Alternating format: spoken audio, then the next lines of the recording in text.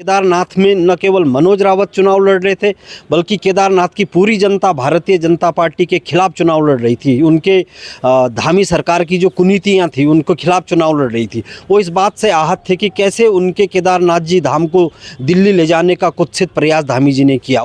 केदारनाथ उपचुनाव में जहां कांग्रेस पहले केदारनाथ को लेकर कांग्रेस के कई सवाल सरकार से थे, जनता के बीच कांग्रेस गई कि केदारनाथ में विरोध है, जो वहां की जनता है उसका इस बार जो यात्रा है, यात्रा में जो वहाँ के स्वरोजगार कर रहे युवा हैं उनका स्वरोजगार ठीक नहीं चला। लेकिन जब रिजल्ट आता है तो बीजेपी वहाँ से जीत दर्ज करती है। लेकिन सवाल ये है कि आखिरकार कांग्रेस को केदारनाथ में हार क्यों मिली। अभी हमारे साथ अमरेंद्र विज जी हैं जो कांग्रेस के वरिष्ठ नेता हैं। विज जी, स्वागत है आपका पहले तो दैनिक उत्तराखंड में। बहुत धन्यवाद मनोज भाई। जिस तरीके से आप प्रचार प्रसार आप लोगों का चल रहा था केदारनाथ उपचुनाव में, और आप लोग ये बार बार कह भी रहे थे कि कांग्रेस वहाँ से जीत रही है, विरोध है जनता के बीच में काफ़ी सरकार को लेकर, लेकिन आखिरकार बीजेपी वहाँ जीत जाती है और कांग्रेस हार जाती है, क्या कारण है इसके?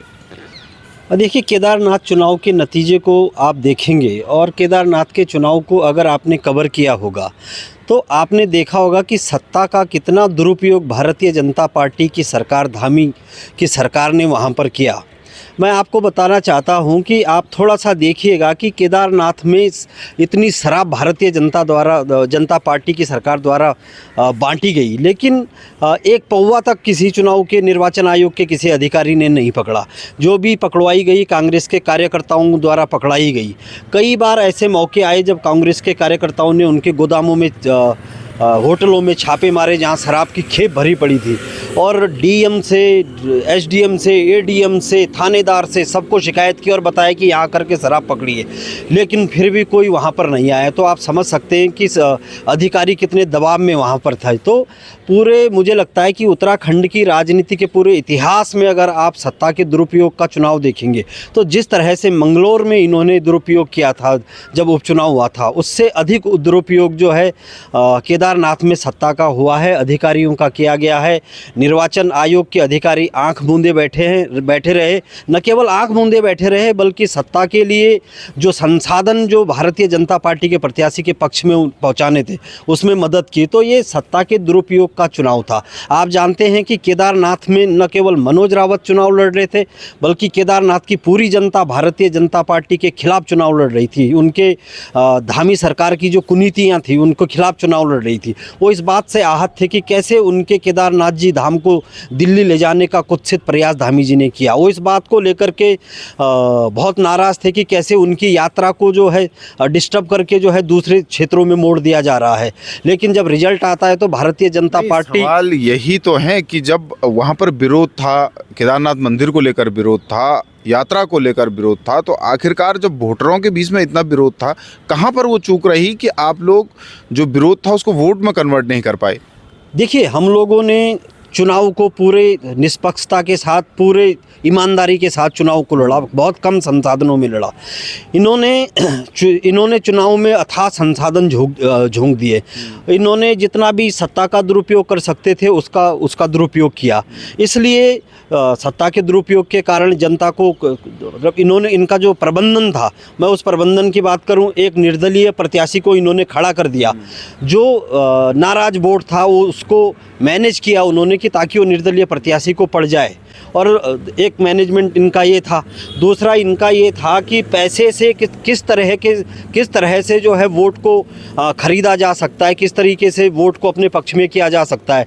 तो आपको यकीन नहीं आएगा कि पैसा पानी की तरह बहाया गया, और जो हमारे कुछ सीधे साधे लोग थे जो नाराज़ होने के बावजूद वो मैनेज किए गए। तो इनके प्रबंधन, इनके सरकार प्रबंधन पर लगी हुई थी, इनके जो पूरा चुनाव आयोग है वो प्रबंधन पर लगा हुआ था। तो उसके कारण इस तरीके का नतीजा आया। हम हताश नहीं है इस नतीजे को लेकर के।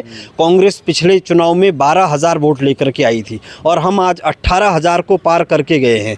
निश्चित तौर पर आप देखेंगे कि ये जो रिजल्ट आया है, जब पूरी सत्ता एक तरफ और एक तरफ कांग्रेस और कांग्रेस के सिपाही मनोज रावत लगे हुए थे, तो बहुत उत्साहजनक उन्होंने प्रदर्शन किया, बहुत बढ़िया वोट लेकर के आए।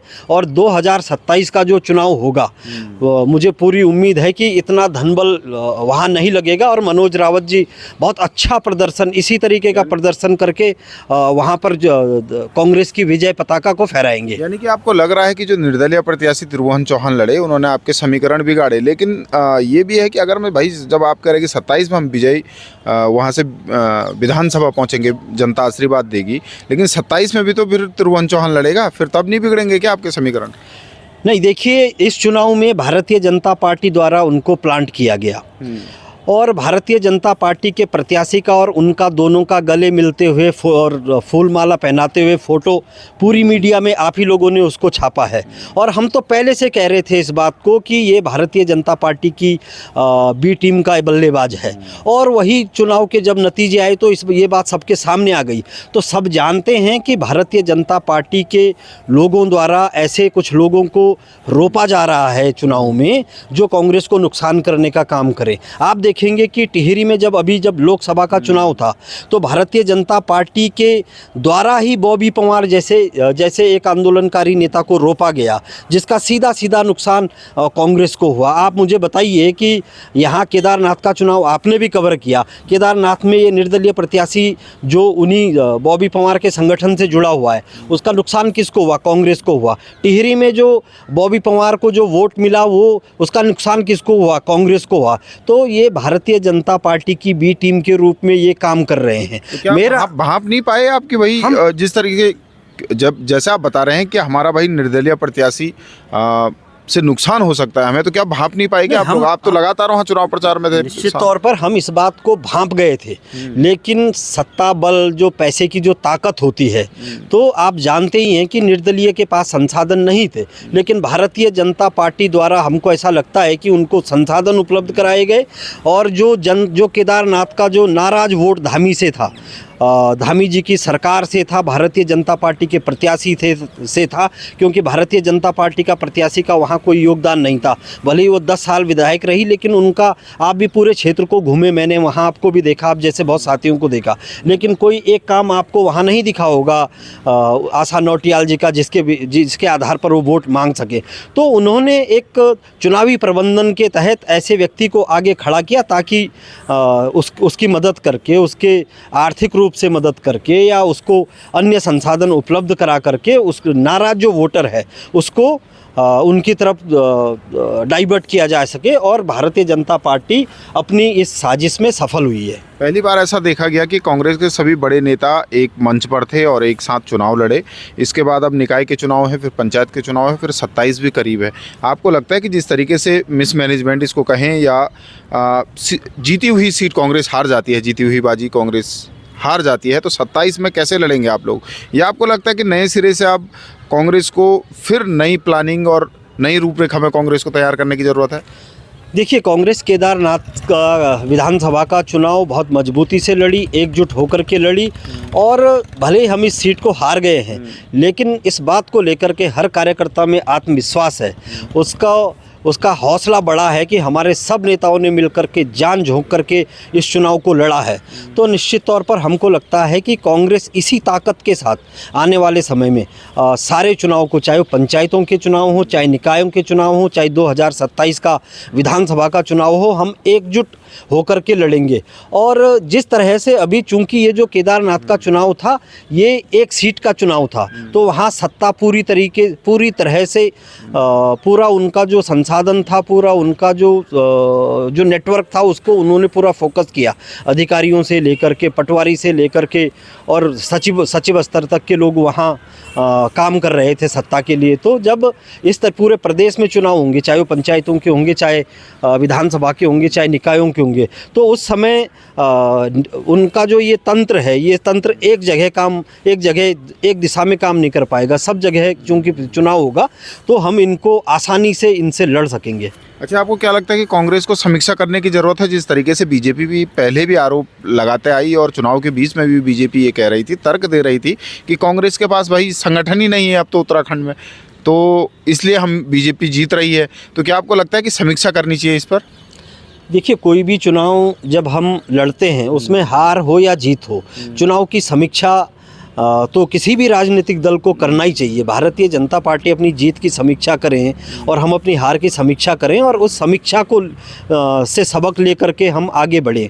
तो निश्चित तौर पर केदारनाथ में जिस एकता के साथ, जिस एकजुटता के साथ पार्टी लड़ी और पार्टी का जो मैनेजमेंट था वो बहुत बेहतर था। हम मैनेजमेंट से चुनाव नहीं हारे, हम संसाधनों की कमी से चुनाव हारे, क्योंकि एक तरफ हमारे पास सीमित संसाधन थे, दूसरी तरफ भारतीय जनता पार्टी के पास पटवारी से लेकर, जैसा मैंने कहा, सारे संसाधन उनके लिए काम कर रहे थे।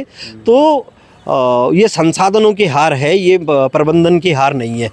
तो आने वाले समय में पार्टी इसी एकजुटता के साथ, और ये जो चुनाव अभी हम हारे हैं, अभी हमारे प्रत्याशी वहाँ क्षेत्र में जा कर के जो है सब लोगों का आभार व्यक्त कर रहे हैं जो उनको आशीर्वाद मिला है। और उसके बाद जब आएंगे सारे सेक्टर के प्रभारी, ब्लॉक कांग्रेस कमेटी के अध्यक्ष, जो विधानसभा के प्रभारीगण थे, जो इतने भी लोगों ने वहाँ पर काम किया, सब लोग बैठ कर के इस चुनाव का विश्लेषण करेंगे कि आखिर कमी कहाँ रही और इसको लेकर के आगे के चुनाव को लेकर के रणनीति तैयार होगी। Thank you. दैनिक उत्तराखंड से बात करने के लिए धन्यवाद। धन्यवाद। दैनिक उत्तराखंड का बहुत बहुत आभार।